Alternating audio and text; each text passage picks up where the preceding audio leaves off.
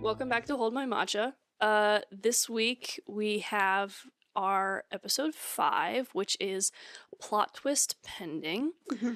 Very cute little title, very vague, if you're wondering what the plot twists are.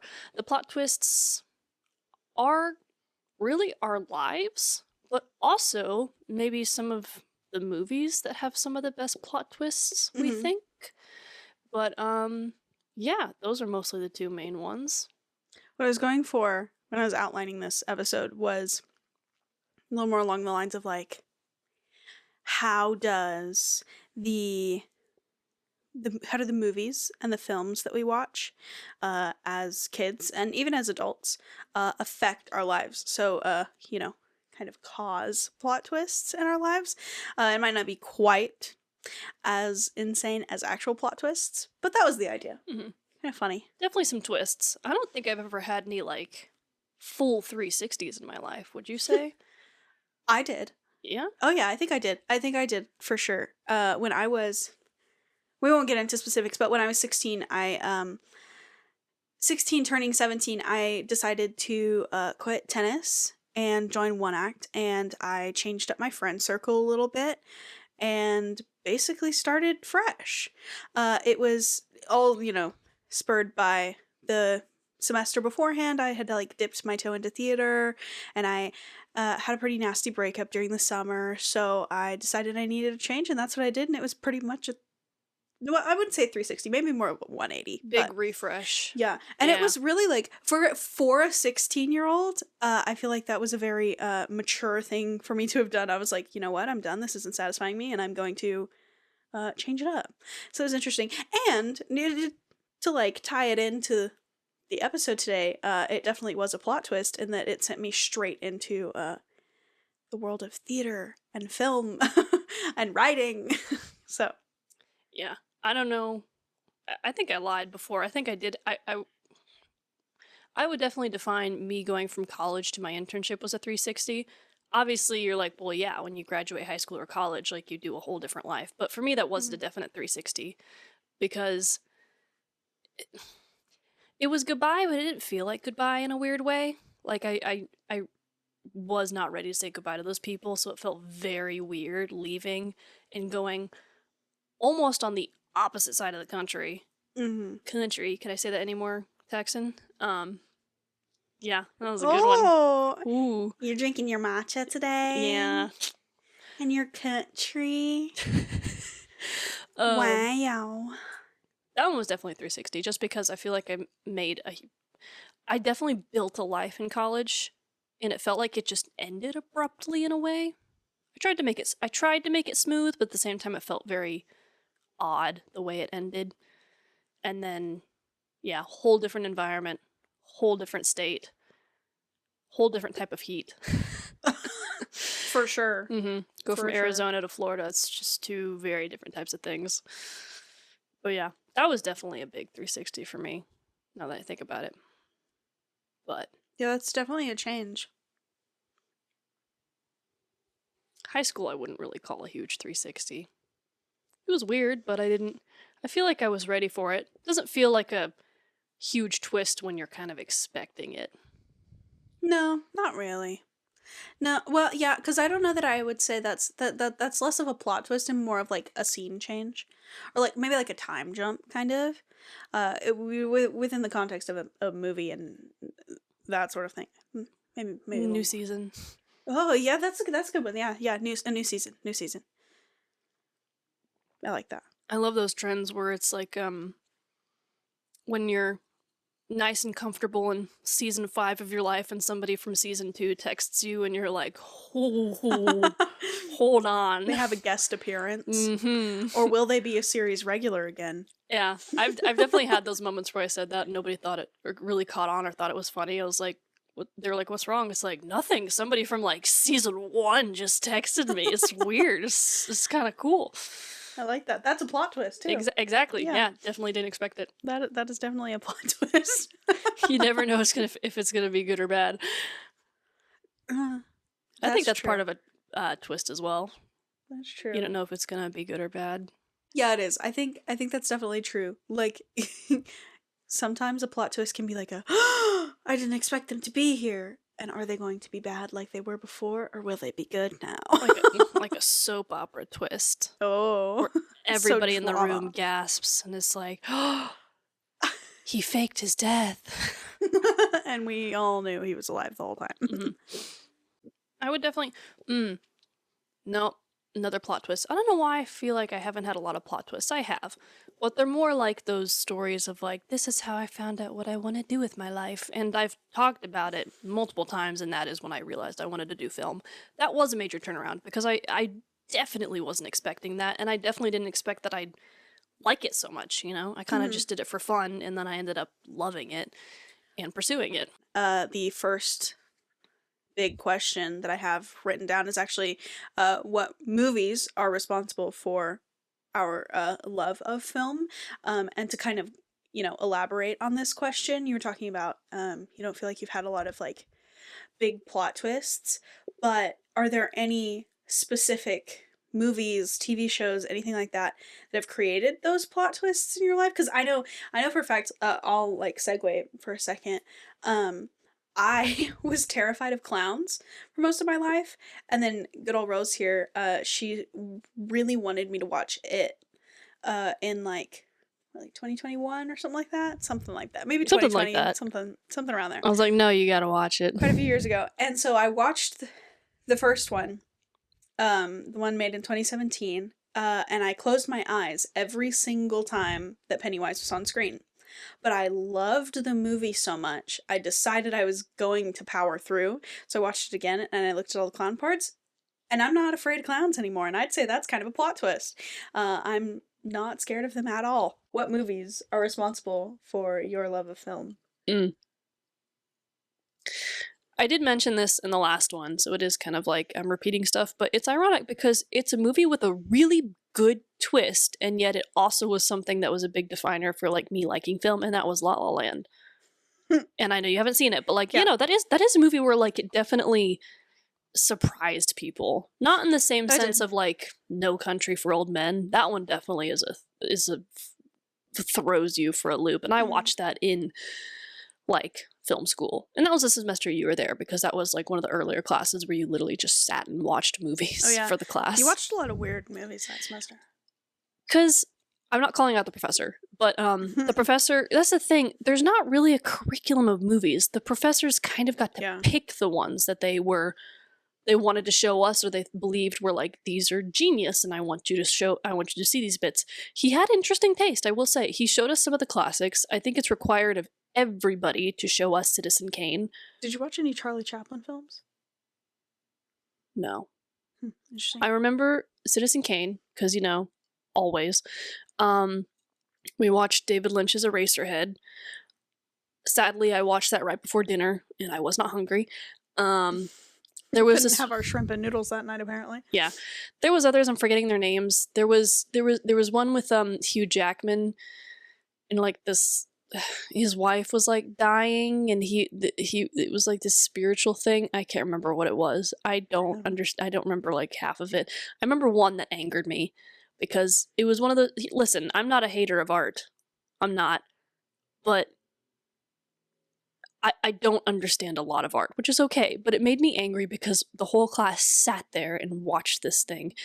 The name of it, I can't remember. I think it's some big Russian word, but the entirety of the movie is just landscapes in city videos. No character, no audio, no narration, just music and like desktop pans of cityscapes or nature or objects for an hour and 40 minutes. The whole thing. And our teacher was like, this is very interesting. This is like a genius. This is kind of cool. This is a masterpiece. And we're sitting there and we're waiting for something to happen. And nothing happens for an hour. And I'm like, okay, low-key, I feel like my time was wasted a little bit. Well, it kind of sounds like it. I have seen lately. I've seen two crime documentaries that were made entirely through archive footage. One of them was archive footage of Eileen Warnos, and then one of them was old security camera or like body cam, like police body cam footage. Um, and there was no like new people or anything. It was all like that footage and then interviews and stuff, which is kind of interesting. But like, if there's nothing going on and it's just landscapes, isn't it just ambiance at that point? Exactly. I mean, like, I guess it depends. And it's to go back to our last episode where we talked about, you know, your art being your art and everybody has their own vision. I'm sure there was a vision. I'm sure there was a vision. I will credit them that. It is an interesting choice though. Yeah. I haven't obviously How to Train Your Dragon was a big one, but you know, that's one of those childhood ones that you're like, oh, it just like hits you so hard and like, you know, you carry it with you, like you never forget that kind of thing. Mm-hmm. It's less of like a huge twist and more of just like something that like sticks with you, I would like to say. Yeah. But La La Land is a funny one in that sense because it's got a very interesting story, but it still like hits hard. Yeah. I don't know. I wouldn't say that It movies were like huge twist ones, but for us connecting on like a movie level, I think it was because I don't think there's anything we quote so much. There's a lot of movies that we like together, obviously, And but we those quote. movies we kind of watch them for the first time together. I'd seen the second one once. I hadn't seen the first one. I think I sat down and watched the whole thing with you for the 1st time and then watched the second one. It was just great. Right. They are good. They're really good. If you ever see us in person, we'll probably quote it at least twice. I think we just went through the whole thing. We just cycled through all of the quotes before we started the podcast. Yeah. You will not hear those because, you know, they wouldn't make a lot of sense. But we actually, I mean, right before this episode, we started the first episode of the Welcome to Derry series. So we're getting into that. That'll be interesting. Yeah. We'd love to see what Andy has cooked up. We really just want to see Bill Skarsgård again. Yeah. He wasn't in the first episode, sadly. Spoilers. Yeah. But, you know, we're sitting there the whole time being like, Bill, where are you? Where's Bill? Yeah. Sad. But yeah, no, I feel like those are the ones that we like. I don't know. Something about them just like when we think about them, we're like, yeah, you and I. But also, we're a little bit of loners with that. I don't know if we've mentioned that, but it feels like when I tell people about those, they're kind of just like, yeah, or like, oh, I hated it. It wasn't scary at all. And I'm like, yeah, I wouldn't say that it being scary and freaking me out and giving me nightmares is not the qualifier of what makes it an amazing movie. I don't think so. I know that like there's a lot of things about it specifically Andy Muschietti's two films that are just first of all, they're written really well, so they're funny. They're very funny. We're laughing like half the time.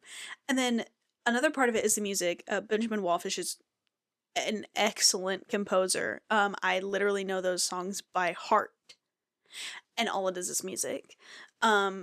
And beyond that, they're pretty. They're beautiful. They're so like artfully created. They're beautiful. But we were talking about this when we were watching them.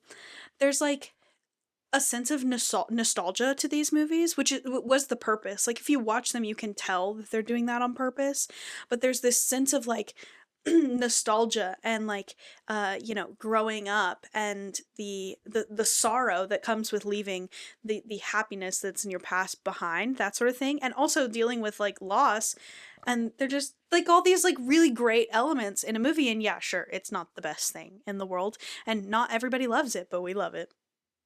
So yeah, the It movies are definitely one that, I don't know, we just really connected with on a level. But I know you could talk about Harry Potter all day long, and I know that one was a huge definer in your life. Yeah, we'll have an episode for that. Yeah. What other ones do you have? Because I know you have other ones. Well, I would say, okay, so Harry Potter is a really big deal because, and like I won't go into it, like I said, we'll have an episode for that, but for the longest time, it was like the the series for me. Like as a kid I was watching it so much, and I don't think I realized at the time that not only is it a story that I connect to a lot, but it is also a set of movies that I love a lot. And granted, they aren't perfect and they do miss a lot of things and whatever, but it was one of the first things that made me think about film. And then there are plenty of other ones like, um, geez, I was just talking about them actually. I really loved, growing up, I really loved things like, Jumanji and The Mummy, and I liked Pirates of the Caribbean, things like that. I have watched all of those so many times. It's not even funny. I used to watch them so much. And I think those movies really shaped me as a creative person. Like, there's a lot of aspects of those movies that I find in my writing, I find in the movies that I see now, and like what I like about them, that sort of thing. So, those are definitely super important. Also, one of my favorite movies is called Somewhere in Time. It was made in 1980. It's a little old, but I like that one. I like The Goonies, things like that. So you know. I always blank on movies whenever we talk about this, but for some reason, what came up for me, I don't know if I decided I wanted to do film with this, but it definitely was one that kind of rocked me to my core, and it's going to be an odd one for me, but it was probably Braveheart. Oh. Now, then again, I didn't watch it when I was little, but when I watched it when I was, a little younger than I am now, it was not the DVD version. It was the version for TV. If you haven't seen it, it's quite bloody. Mel Gibson is a kind of man that doesn't like to, what I like to say, he doesn't like to sugarcoat it. So when he, made a movie about war, like he wants to like show people's like heads and arms getting cut off and like all the bloody stuff. So Sounds like Saving Private Ryan. yeah, that one's also a good one. But Mhm. I don't know. I remember seeing that. I remember watching it with my dad, and just like it was so pretty, but it also was like very moving. Mhm. Like something about it, the music and the acting and the premise was all like, it just gave me goosebumps. Like there was so many like shots and in moments that was like, I don't know. That one was just a really really cool one for me. I think it was really well done. Um, and I think around that time is also when I saw Gladiator, which is again similar scale, really well done. Like the shots, even just the small things of like one line from the actor, stuff like that, felt like Mhm. very like, just gave me goosebumps. But also just like they had really good actors. They were just written really well, to where it was just like, I don't know. It's very cool to watch stuff Mhm. like that whenever they make them like that. But those two weirdly enough popped up because I have a a very specific memory of, I wasn't watching them when I was little, but those were kind of the first like kind of more actiony with little like war stuff in them that I watched. And then like when like Taken was on TV, my mom was like, absolutely not, you're not watching that. And I'm like, I watched like Braveheart and Gladiator, and she's like, those are different because those are historical, they're Mhm. educational. And I'm like, oh, but I can't watch Taken. But Taken is kind of It terrifying. is terrifying. It makes every dad who, if not already afraid of their children going on vacation to Europe unsupervised, it makes you terrified of Europe. But Yeah. Well, I think what we're both getting to, and you know, talking about the movies that made us love movies, is that it. And don't let me speak for you if I'm wrong about this, but I think that when you're a kid, if you're really into, you know, the stories, these fantastical, adventurous stories that these movies are showing you, then the art of making those movies a reality can be very fascinating, and in some ways, it can make you gravitate towards it. So for me specifically, I know that like I felt like these movies meant so much to me. They taught me so much and they made me feel so much that looking into and studying and, potentially going into making movies was something that really stuck out to me. Because if these people that came years and years and years before us could make something so grandiose, so moving, so important, then it would be crazy and an amazing opportunity to also be involved in that. So yeah. Yeah. It's definitely because I couldn't say specific ones, but we hit an age when like not only did movies kind of like open our eyes and like kind of hit us in that soft spot, but like we hit a certain time where we're like, oh, I want to know how they did that, or Mm-hmm. like I want to know that actor, and that's when we started to kind of we were interested in how it was made and how like all the Right. behind the scenes and all that, and I kind of like that being your little, at least for me personally, I like that being my little film person identifier. Kind of like you're a film person when you do this, and that is with me. It's like, oh my gosh, I love this show.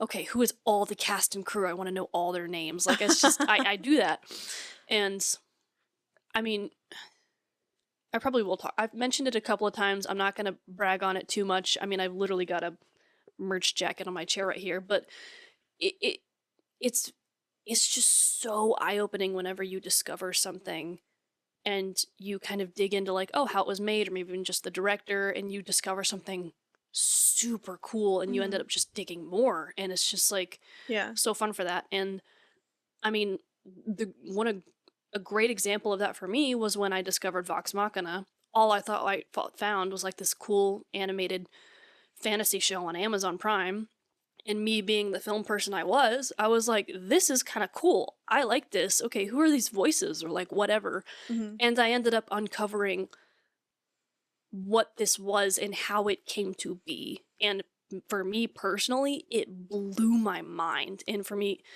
and in my personal opinion, it's probably one of the most phenomenal things of how it came to be what it was. Like you never expect something like that. And like that like reignited like an inspiration thing in my brain when it came to film. And I'm Mm-hmm. like, I want to do that. Or like Yeah. that's just so cool to think about something coming to fruition like that and wanting to be so interested in it and dig further into it and want to know more. I love that being like my little one of my little film identifier things of like, Yeah. this is cool. Now I want to know this. Okay, wait, this is cool. I want to know how they did this shot. Yeah. Okay, this is cool. I want to know this actor and all of their actor siblings and see what they've been in. You know what I mean? Yeah. It's just fun. Well, I'm like, we were talking about, we're watching It Welcome to Derry, and there's without explaining the entire thing to you, there was an actor that was doing something kind of funny, and I immediately went, I wonder how that actor feels about doing that. Because like, why is that what my brain is thinking when we're watching a show? Like, I don't know. We just we just think about that. Oh, I wonder how that was when they did it, or oh, I wonder how they did that, or whatever. It's just kind of like how we operate now. And like when I watch a show, like I know, I'm watching a movie, I'm watching a show, whatever. But in the back of my mind, I'm like, oh, I wonder what's going through their head to like make that their facial expression, or like I wonder how, they thought about doing that, sort of thing. So, um, yeah. No, that's another thing. I mean, we probably talk about that a lot, and that sounds like no duh. Like film people when they're watching stuff, like they're just like aware of like shots or like an actor. They're like, oh, I wonder how they did this, or I'm just not realizing that if that actor did that, it would look, if you're standing there watching them do it, it would look ridiculous. Or like I can Yeah. just imagine like the poor cameraman, like, leaning over, like trying to like do this. Like we can see it in our head, or like we're aware Yeah. of like the lighting. But Or like that's another thing is like half the time I'm thinking about like when I'm watching when I'm watching a movie and somebody has like a really crazy scene, or like they're clearly acting on like a green screen and there's no one there, but there's like 100 people on a crew standing 20 feet away from them, just watching them go crazy. Like, that's insane. I'm always thinking about, I would be so embarrassed to do that. Like, so embarrassed to be like, I don't know, having a kiss scene or like a dying scene or something like that, and there's just people just Yeah, I staring forget at you. that during like kiss scenes or like intimate scenes because like Mm-hmm. you know I'm also an audience member. I'm getting into it, and then sometimes I'll remember like, oh yeah, there's like a person with a camera in your face Yeah. right now, or The, there's like a couple people around you just like watching this and happen. like on average, when you're doing like any regular like filming, there's an entire crew there, right?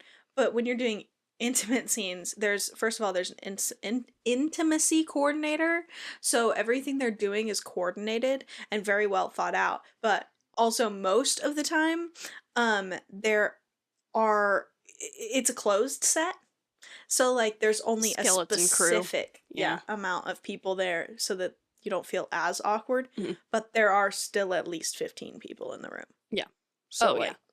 like There's definitely yeah, because you know, on a responsible studio set, mhm. hopefully most of the time they want you to be comfortable, so especially if it's something like serious or like they really don't want you to like kind of get pulled out of it and they want you to like focus and kind of like get in the headspace and like having as least people as possible be helpful, Mhm. then they'll be like, okay, whoever needs to be in the room, whoever absolutely needs to be in the room for this scene can be in here, otherwise just wait outside the door or something. Like if you Yeah. need to be around and you can just like say stuff in between takes, then fine, go outside the door. Unless you need to be in here like holding a boom mic or a camera or you're the director, you don't need to be in here, you Right. know, which Anything is to make just interesting. anything to make them comfortable. Hmm. Yeah. Which is so fair. Yeah. Those are interesting to read about, just because you always wonder how those things happen. I think I read I didn't finish it, but it was Jenna Fisher's acting book, and that's really cool Oh. because she kind of just talks about becoming an actor over the years and the stuff she had to do, and she talks about, when she did intimacy scenes, she talks in detail about like, they don't talk a lot about like the weird like garments that they have in Hollywood to make Uh-huh. it look like there's nothing there or like They're very odd. stuff like that. Hearing them describe it is really funny. I think when Bridgerton season 3 was coming out, and there's a lot of like hype for it, and all the Penn and Colin scenes. And I think she said in an interview that whenever before they did their like intimacy scene, he was wearing like a weird, obviously like underwear thing, Mhm. and he came to her in like his robe and he's like, "Listen, you need to look at this now, otherwise you're gonna see it on set and you're just gonna laugh." And she's like, "Okay," which I just thought was funny. He's like, "You need to see it now, otherwise you're just gonna start laughing," which is it's just interesting to think about to like read about those things and how they accomplish them both like Yeah. physically and like emotionally. Yeah, because those are they try as hard as they can most of the time to be respectful and also protect their actors because like you are doing something that is like, I mean, obviously we all know this, but like it's something that's done behind closed doors. And so they try as hard as they can to make sure that everyone is like comfortable and protected, and some, in most cases it's their modesty that's protected. So it is interesting to figure out how they do that, because there are very weird pieces they have to wear, and I'm sure even that is uncomfortable by some metric, but you know. It's definitely interesting to think about those. I think even Mhm. regular audiences think about they're like, "Oh, I could never do that in front of people," Right. like it's interesting. It's a I like reading, again. I like reading on those things too, whether it's like a really crazy action scene or like something like that. Yeah. You always are curious like, okay, was that a stunt double or was it not? I like reading on those things too, or like I don't know, just the things where you think they need a stunt double, but the actor's like, "Nah, I can do this." It's like, Do you ever you try to cost a lot of money, dude. Please don't. do you ever try to guess if it's the stunt double or not? Because sometimes I'll watch a movie and I'm Ooh, like, is that them? Is it not? And like try to figure out who it is. yes. Because sometimes you can tell, Oh yeah. but sometimes you can't. Only because like it definitely looks like a person in a wig or something like that. Yeah. Unfortunately. Yeah. Well, to circle back, what are some of your favorite genres of film? Well, maybe not some of. What is your favorite genre? Let's go there first. I'm definitely a big rom-com girl, but I also hmm, rom-com, but also I like some fantasies and actions here and there, Mhm. but not like crazy action movies. Like I feel like when people say action movies, they automatically think of things like Mission Impossible, when it's a pretty wide genre. Right. Like you could qualify. Honestly, you could qualify like Jurassic World or Park as an action movie as well. I think it is. Yeah, like I Maybe like I that's think more about stuff like that. maybe that's more action adventure. Exactly. That's the word I'm looking for. I like action adventure. Mm. I uh, I like a good rom-com. I really like bad, poorly made romances. They're hilarious. I love them. But my genre is definitely fantasy, action, adventure, or some like historical fiction. But I like action in all of my stuff. Always need the action. I like horror though. Horror is fun. We love horror movies. I love like a good emotional high school one here or there. I think Perks of Being a Wallflower is in my top 5. That was a good one. That is a I good one. love that one. I think I showed that to a friend the not too long ago who had never seen it. Not really thinking about it. I'm just thinking like this is just phenomenal and like you got to see it. And afterwards he was like, "Why did you do that to me?" And I'm like, "That's a good point. I should have thought Sorry. that through more." It is just so good. I love stuff like that too. Mm. I don't know. Did you see anything recent that kind of had an impact? Maybe even if a little bit. Hmm. I think about that one.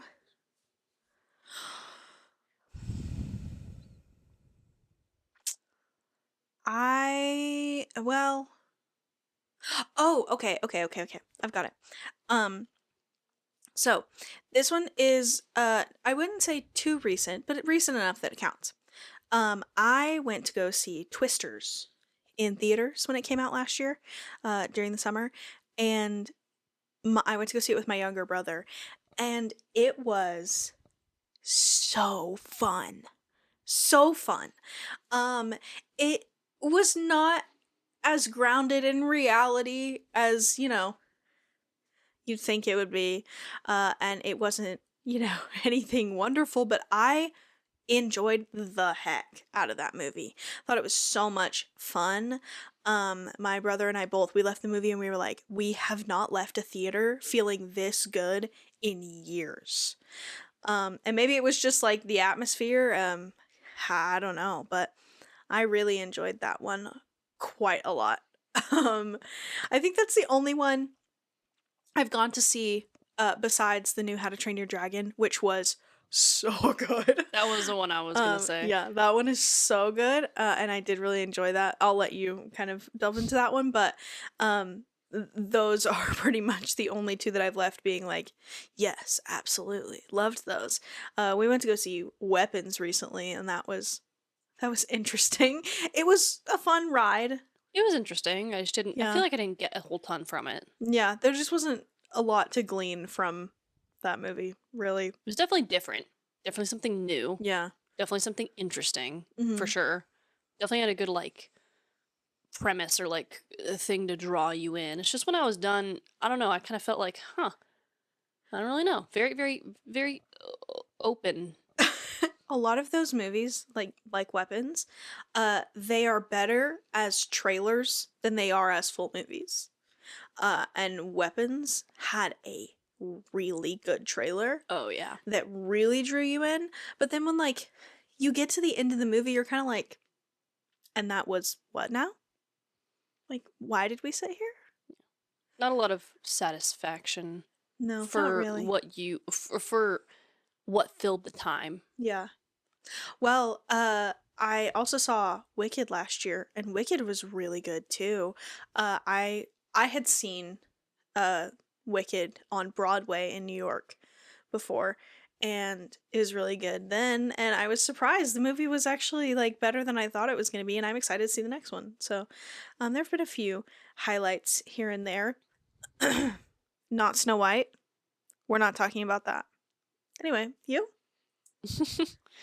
Yeah, it definitely is harder to say like this was a phenomenal movie this year. Not to be mean, but like it's a widely known thing that movies are hard. They're getting harder. It's Hmm. harder to satisfy people. But yeah, no, mine was gonna be How to Train Your Dragon, the live action remake, just because that's the only one most recently that like I just left so happy and satisfied, and like I thought about it all day. I saw it in theaters 7 times, one of them being by myself because I just wanted to. I think it was the first Seven movie I saw in times. theaters just by myself, just for the heck of it. I literally snuck my little Starbucks in a blanket, and I sat up in the top far corner and I watched it. I did see it twice, but not 7 times. I saw it 7 times. But yeah, 7 times. that one was definitely one that like got me, which is funny because like I knew I was gonna be happy with it no matter what, and I knew I was gonna be excited, and I was just so happy that it was phenomenal all the way around for Mhm. everyone. Like everybody had good things to say about it, Yeah. which was just so awesome. Did you hear that Mason Thames hiccup? He is the first actor since Jim Carrey in 1944 to be in 3 hit films in the same year. I did see that. Yeah, He that's I saw crazy. that, I think I saw the official post for that and he had liked it and I was like, "You mother trucker." He's like, "Yeah, I know." But you know, I knew about Black Phone. I didn't expect, I don't know, I guess I still need to watch the first one, but I don't know, I guess I First didn't one's good. expect the second one to go so wild and people were like, this is like the first, again, first time in a long while where like the sequel was like almost better than the first and I was like, "Dang, That's I interesting. got to watch these movies." The first one's really good, actually. It's quite a ride. I watched it with my parents, actually, and it's pretty good. It's pretty good. It's an interesting concept. Yeah. I definitely do like Mason Thames, so like I'm willing to like see some movies that he's in just for the sake of, seeing his work. I like seeing his work and his range. The actor who plays Eddie Kaspbrak in It Chapter 2 is in Black Phone. Really? Yes. Uh Jack Dylan Grazer? No, the older one. Oh, Yeah, the older one. he Yeah. did, I love him. Yeah, the older one. He's in He's it. my favorite in It Chapter 2. Bowers is in my room. Anyway, I How to Train Your Dragon was a huge one. I will say there's one that I saw recently. Mm, I definitely would say it was pretty good. After I kind of slept on it, it was definitely something that was like, okay, this was new, it was interesting, it was freaky, and I think it was done well. And that was Shelby Oaks. I Hmm. didn't know much going into it. I think a friend and I just thought, like, let's just go see a movie. It doesn't matter what it is, like, let's just be spontaneous and go see it. So I watched the trailer like 2 days before, and then we went to go see it, and I heard it described as like, Blair Witch meets Hereditary. So I was like, oh, okay. So like Hmm. found footage kind of horror combined with kind of some, I don't know how you would explain Hereditary, but like not Not experimental, but really. something just different. Just different. Hmm. And then I watched it and I was like, okay, it's taking on kind of the Hereditary's like very, very darker kind of paranormal in the sense of like everyday life, if that makes sense. It's hard to describe Ari Aster's stuff. I'm sure I'm butchering his name. But I saw that. I quite liked it. The whole thing wasn't fully in found footage. It was bits and pieces. Hmm. Because it was about this girl that went missing and her sister's looking for her basically. So we open with like, this girl went missing, these were all her friends, this is everything up until now, and then the rest of the movie is, the sister trying to find her. And, we kind of reference back to like the videos and all that Right. of like trying to find her. So like it definitely was really freaky Hmm. in the sense of like the the shots that require nothing. Like you take a grainy little film camera in like a dark room and you have a girl just stop and stare at the corner like she's seeing something, and it's freaky and it's little to no effort. It's just Yeah, something that's about that interesting. that's so like unnerving. The Hmm. static of a camera and the grain of it, because for some reason found footage or when we look at old video, it seems like it's actually real because it looks like an old video. It's so There's good. something about it that's just so unnerving. So I would say it was actually really good, like in the fact that like it really did freak me out. like thinking about it freaked me out. The concept actually was a pretty interesting concept. I will say I was a little sad because the ending was a little kind of not open for interpretation thing, but we didn't get our definite answer. But at the same time, we did. You know what we didn't talk about? We went to go see Nosferatu. And I forgot about that. that was actually a very interesting movie. There are some like icky parts to that movie, Definitely weirded me out. but there were some like we we talked pretty much through the entire movie, but we kept talking about how crazy some of the shots were. They were like otherworldly. It was insane. There were some parts of that movie that we were just in awe of. It was very good. Yeah. It was very good. It was very gross, and I don't like love it, but it was interesting to watch that movie and like see how they did it. Wasn't that Bill Skarsgård too? That was Bill. Yeah, we were very excited to see Bill. We like Bill very Skarsgård. unrecognizable. Well, not that he isn't recognizable as Pennywise, but it's a different kind of unrecognizable. And he did a wonderful Russian croaky accent. Yeah, you wouldn't recognize Bill when he transforms into those characters unless you like recognize him. And for some reason, we can pick it out. We know him just because we love it so much, but like you might be able to pick him out if he does like his eyes where he just looks down with those eyebrows. But we just love Bill, which is funny because all he does is like creepy characters. I don't know that there's any other upcoming things. Wicked for Good is coming out. I mentioned that earlier. I'm going to see that. How to Train Your Dragon live action too. That too. That's a little far out, but that one, excited for that. That one's gonna be. You know, that's 2027, but they're filming pretty soon here because you know, a lot of CGI. Got to give those editors some months. Well, Harry Potter reboot will be out in 2027 too. Anyway, we made matcha ourselves today. Pretty simple. We've done it before. I think we did it in episode 3. And we have we've perfected our method. We used a little more matcha, a little less vanilla. It was good. Clearly I liked mine. Yeah, I did like mine today too. Like, yeah, I'm almost done. So this is a bit of a shorter episode. We wanted to kind of give you a little filler, talk about some fun movies. Yeah. Yeah. You have anything else? I don't think so. Well, if you didn't know, we are running a little Instagram account for our podcast now. And there are some fun things coming. So you should go interact with it. It is quite a ride. I'm working really hard on it. Please like it. She is.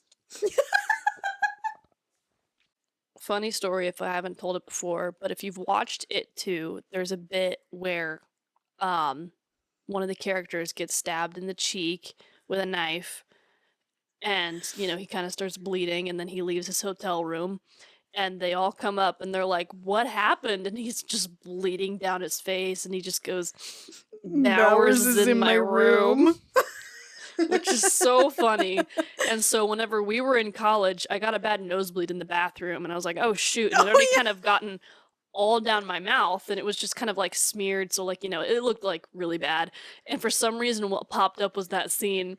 So I came out of the bathroom to Trinity and I just go, Bowers is in my room. She just, it was just so great. Beep, beep, Maggie Rose. Why did I not like that? See Bill Skarsgård in my nightmares tonight. That might not be a bad thing. That might not be a bad thing. Well, how would you like to end this episode, Maggie Rose? I don't know. How do you want to end this episode? Bowers is in my room.